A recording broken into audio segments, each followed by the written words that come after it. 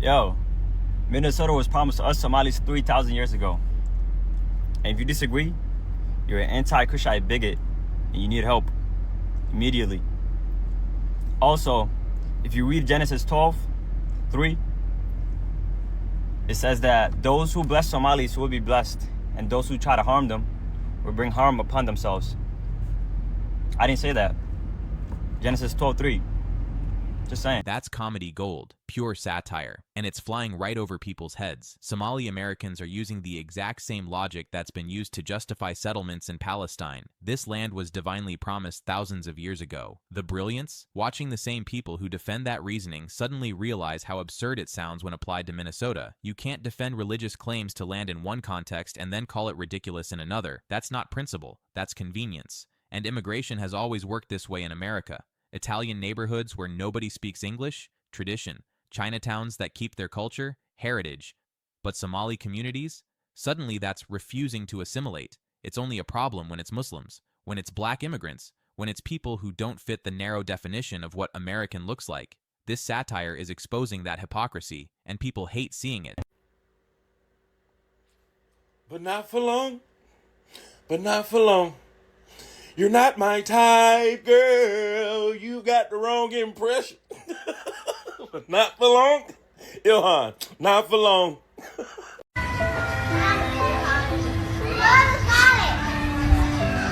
وعلى السريع أنا معهم لأن دبي أنت اللي وضوء باسبوركي ولا قاطي وعلي ساوك جرا أنتو قفوا إمبسي لصار لكورو إلاك بغض لسؤال عند علي I don't want to be here no more. I'm so tired of being here. This place. This is where I'm living.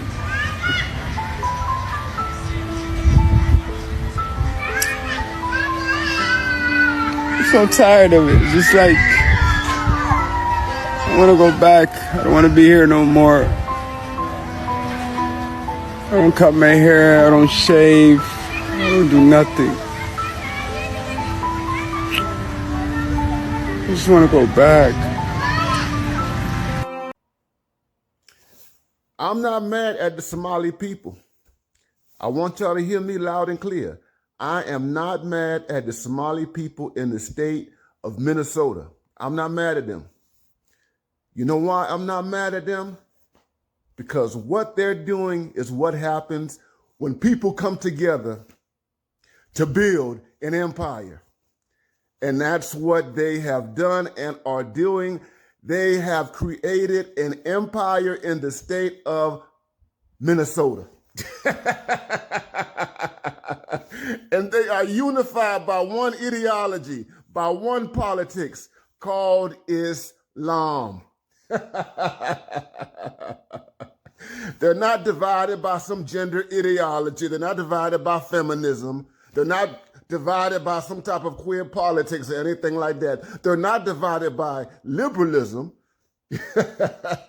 Because Islam, the kind of Islam they practice, it is resistant to liberalism. It is resistant to feminism. It is resistant to any type of ideology that would disrupt them internally. So Islam is resistant to liberalism, feminism, queer politics, and apparently that's threatening. Let's be honest, Islam in tight-knit communities does prioritize collective identity over Western individualism, but that's not unique. Orthodox Jewish communities operate the same way. Amish communities, evangelical Christian enclaves, they all resist external ideologies that threaten internal cohesion. When white Christian communities do it, preserving tradition. When Muslims do it, extremism. Here's what actually bothers people. Somali communities organize. They vote as a bloc. They support each other economically. They build institutions that serve their needs. That's not empire building. That's basic community resilience. It's what every successful immigrant group has done. They didn't displace anyone. They moved into struggling neighborhoods, revitalized them, opened businesses, paid taxes. But sure, panic because they pray 5 times a day and wear hijabs. The real issue isn't Islam. It's that some people can't handle seeing non-white, non-Christian communities thrive without permission. And you know what's so interesting? I'm going to say this. You know what's so interesting? What they're doing is what the Nation of Islam has been preaching since the 1930s. The Nation of Islam has tried to get black Americans to do the same doggone thing since the 1930s. Elijah Muhammad preached it, Malcolm X preached it, Louis Farrakhan preached it. But now you see this thing in action in the state of Minnesota among the Somali people. And the president has a dilemma. And the dilemma is this, is that these people are entrenched, they are part of this society right now. Many of them are citizens. He can't deport all of them, and they're having babies. That's the thing. They are outbreeding the whites, and they're collective. I've been to Kenya, I've been to Africa, I've been to Uganda. I see how they work together in those countries. And what they're doing in those countries is what they're doing right here. I ain't mad at you. I ain't mad at you. Shout out to the Islamic Kingdom in the state of Minnesota. Islamic Kingdom. Outbreeding the whites. Brother, relax. They're not building a caliphate. They're building schools and community centers. This demographic panic, they're having more babies than us. That's straight from the white replacement playbook. And it's nonsense. People having children isn't a conspiracy. It's life. Somali birth rates are higher because they're a younger immigrant population. First-generation immigrants always have higher birth rates. Italians did it. Irish did it. Every wave follows this pattern. 2 generations later, birth rates normalize. That's basic demography. But facts don't matter when you're selling fear, because if people actually looked at the numbers, they'd see there's no takeover, just families living their lives. 60,000 Somalis in a state of 6 million. That's 1%. Not an empire, not a kingdom, just neighbors. This video is for Somalis that reside in the state of Minnesota, and specifically for Somalis that want to remain Somali and not American. My name is Kendall Qualls. I'm a candidate for governor running to represent all Minnesotans as a Republican in the next election cycle. Next year, we're going to celebrate the 250th anniversary of this great nation. And over the course of that time, millions of people from around the world have been eager to call themselves American citizens. And over the course of that time, they've made this nation a better nation, a stronger nation, a safer nation in their own communities. But quite frankly, my friends, we don't feel like we've been getting that from the Somali community here in Minnesota. Now, if you want to come here and live here as Americans, we welcome you. But if you want to come here and stay as Somalis, well, that, my friends, has never happened in the course of American history, where a people have rejected their host nation, taken advantage of their privileges and their generosities, and then reject that citizenship and the notion of free market enterprise, their loyalty to this nation. That's never happened. And it will not happen as we move forward. In the next election cycle, I'm going to petition the Justice Department to ensure that we have the safest and the fairest election in the history of this state. No more fraud or accusations of fraud. Because we're not going to be the generation that lost Minnesota. We're going to be the generation that saved it. Lost Minnesota. Lost it to who? American citizens? This politician in a suit talking about safeguarding Minnesota like it's under invasion, like Somalis showed up with tanks instead of refugee papers. Most Somalis in Minnesota are citizens. They vote. They pay taxes. They're Americans. But this rhetoric, they reject their host nation, implies they're guests. Temporary, not real Americans. That's the same language used against Japanese Americans in the 1940s, against Chinese immigrants in the 1880s. It's always dressed up as protecting values. But what values? The Statue of Liberty says, "Give me your tired, you're poor." Does that only count when immigrants are white? Somalis didn't take advantage of generosity. They were resettled here after fleeing war zones, conflicts the U.S. helped create through Cold War proxy interference. America broke Somalia, refugees came here, and now we're mad they stayed? Free market enterprise? Somalis opened businesses. They revitalized neighborhoods. They didn't reject capitalism. They participated in it, while being told they don't belong.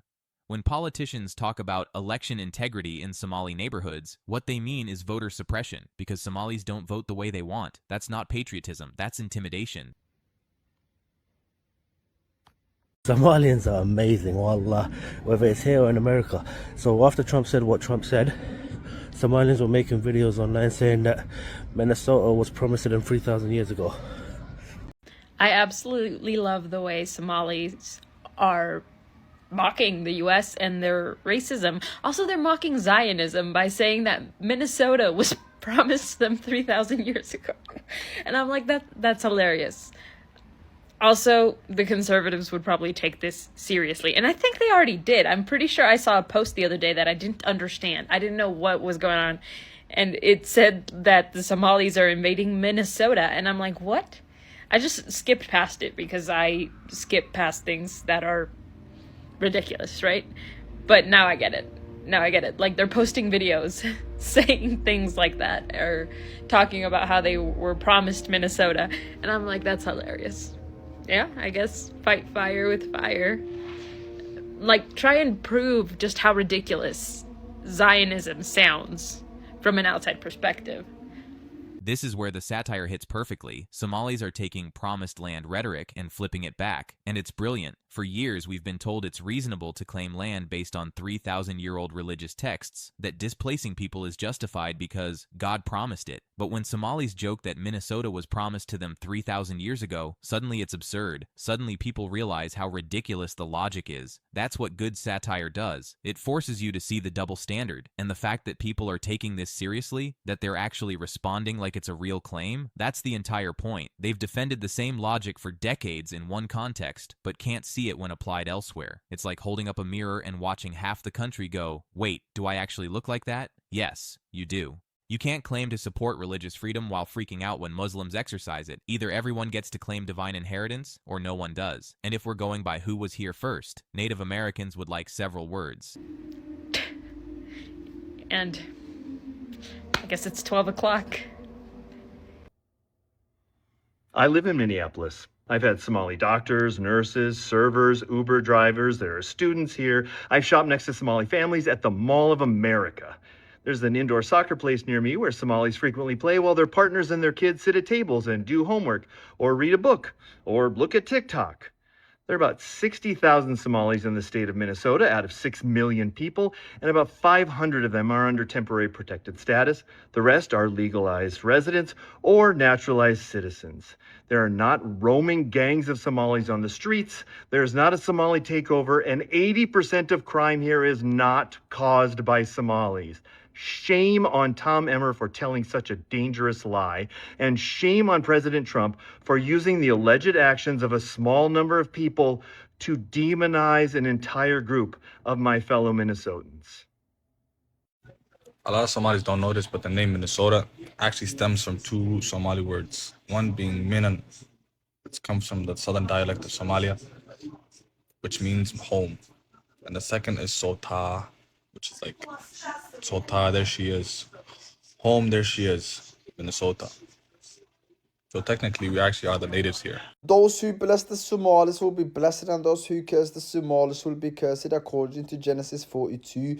You know, Minnesota was promised for the Somalis 4,000 years ago. This picture is clearly proof. These are the founding fathers of Minnesota. His name is Abdullah Muhammad Washington. You know, you can't tell it. It's not edited. You can argue with what I say, what are these Somalis saying. But that's the truth. Minnesota belongs to the Somalis. It's a promised holy land for them. This picture you see right now, his name is Abdi Farah. He was welcomed by the natives. They ate dinner and everything together. They had something called a Minnesota Tea Party. Ninkii Trump maxaa dhacay Soomaalida ka wala isagiina waa laga wala inala. You know wallahi I'm telling you right now, Soomaalida iyaga wada troll ma iyaga dad kaftanka u qaato wax kasto ay ka balaar iyaga ka balaariib. You know I'm telling you right now, Minnesota is a holy land for the Somalis. That's that. It was promised for them 3,000 years ago.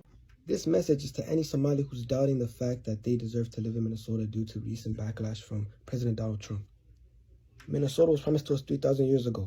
Full-on parody now. Founding fathers with Somali names. Minnesota Tea Party. Clearly edited photos. It's so over the top that anyone with basic media literacy can see it's satire. But here's the problem. Some people genuinely can't tell. They actually believe Somalis are seriously claiming Minnesota is their ancient homeland, and that reveals everything about where we are in 2025. People believe anything that confirms their existing bias. If you already think Muslims are invading, you'll see this and go, see? They admit it, even though it's clearly mocking you. This is what happens when fear replaces critical thinking. When your worldview is built on the idea that certain groups are dangerous, you stop recognizing when they're laughing at you. Every promised land narrative is political, not divine. Borders are human constructs. The idea of rightful ownership based on ancient texts, propaganda. And if that makes you uncomfortable, good. Discomfort is where learning starts. Book of Genesis what chapter? 67?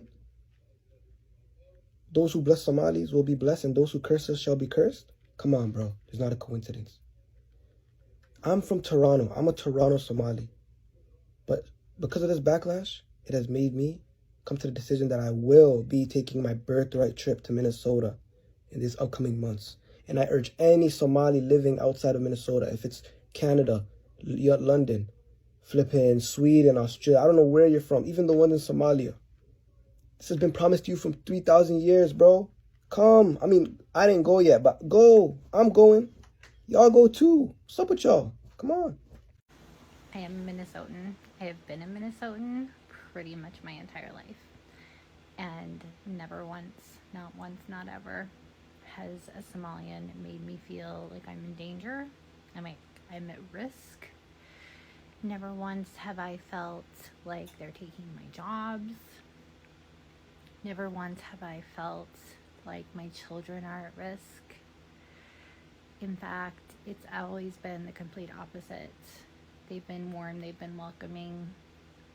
They bring so much culture and wonderfulness to our community. We love our Somalian friends. We love our Somalian neighbors. We love the culture and the diversity and the food and the perspective that they bring to Minnesota. Everything that is being said about Somalian gangs and people being fearful is a lie. That is not true. I have lived in all different parts of the Twin Cities, including very heavily populated areas where Somalian people lived, and never once was it a Somalian person that made me feel in danger for my life. Somalian people are a part of Minnesota, and we love them here, just like we love all of our other neighbors. Here's the reality. Actual Minnesotans, white Minnesotans, speaking up and saying, this is nonsense. We love our Somali neighbors. That matters, because the narrative that Minnesotans are terrified of Somalis is pure propaganda. The average person in Minneapolis isn't scared of Somali families. They're working alongside them, their kids go to school together, they shop at the same stores. The fear doesn't come from lived experience, it comes from politicians and media figures who profit from division. There is no Somali takeover. 60,000 Somalis in a state of 6 million people. That's 1%. And somehow, 1% is being framed as an existential threat. That's not analysis. That's hysteria. When politicians claim 80% of crime is caused by Somalis, that's a demonstrable lie. But lies work when people want to believe them. Meanwhile, Somali Americans are just living their lives, working jobs, raising kids, contributing to communities, and they're exhausted because they fled violence, only to be told they're the ones people should fear. It's trauma on top of trauma, and it's deliberate. The Somali people in the United States of America have just come out and condemned what the President of the United States of America, Donald Trump, said about them. In fact, Donald Trump said that even the leader and the representative of the Somali people, Omar, should also be thrown out of the country. According to Donald Trump, he said that the Somalians have destroyed Minnesota, the country is garbage and they stink.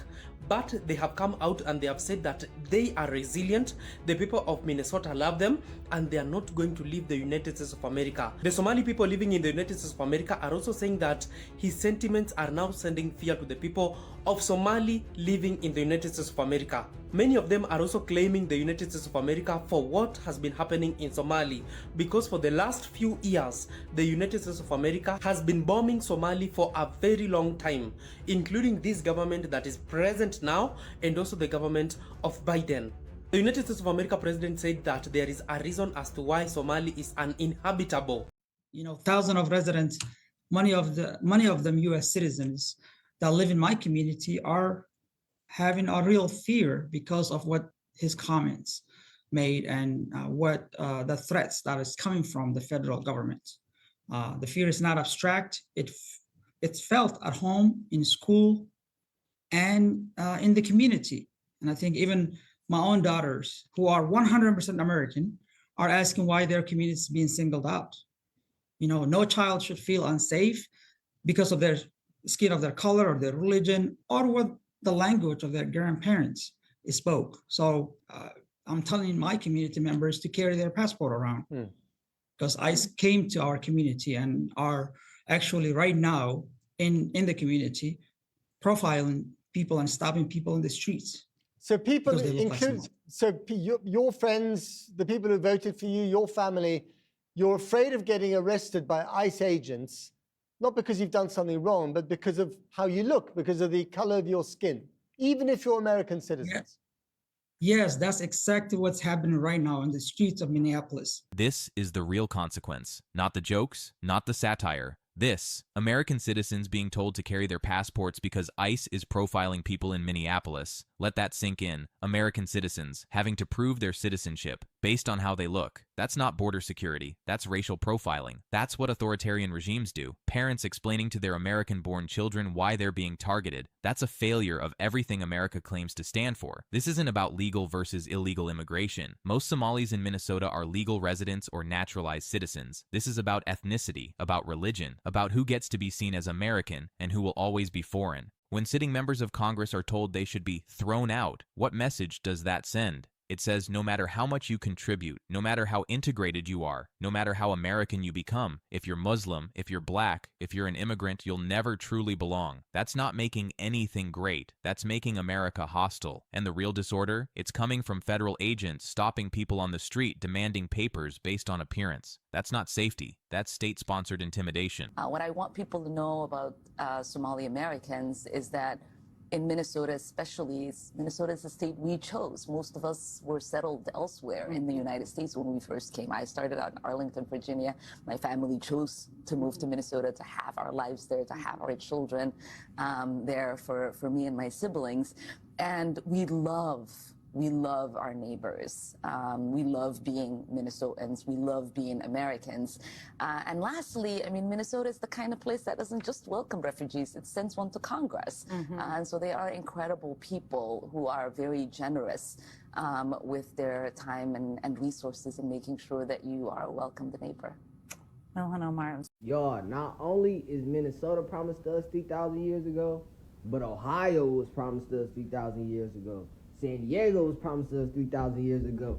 Canada was promised to us 3,000 years ago. London was promised to us 3,000 years ago. So here we are, brilliant satire. Somali Americans mocking nationalist rhetoric that's been used to justify displacement for decades. And instead of getting the joke, half the country doubled down on the fear. Because that's what nationalism does. It blinds you to contradictions. You can't claim America is a melting pot and then panic when people bring their cultures here. You can't defend religious freedom while treating Muslims like second-class citizens. You can't call yourself pro-immigrant and support policies that terrorize legal residents. And you definitely can't use promised land rhetoric in one context while calling it insane in another. That's not principle. That's hypocrisy. Somali Americans aren't a threat. They're a success story. They came with nothing, rebuilt their lives, and now they're contributing members of their communities. But that doesn't fit the narrative, so instead we get fear-mongering, conspiracy theories, and actual citizens being harassed in the streets. For what? To win elections? To drive clicks? The politicians pushing this don't care about Minnesota. They care about power, and fear is the easiest way to get it. To the Somali community, keep going, keep building, keep thriving. Your presence isn't a threat. It's proof that America's promise still works, even when America forgets what that promise was. And to everyone else, pay attention. The same rhetoric used against Somalis today will be used against someone else tomorrow. Drop a comment. Do you see the satire, or do you think Minnesota is actually under siege? Hit that like button, share this with someone who needs to hear it, and subscribe, because the contradictions only get deeper from here.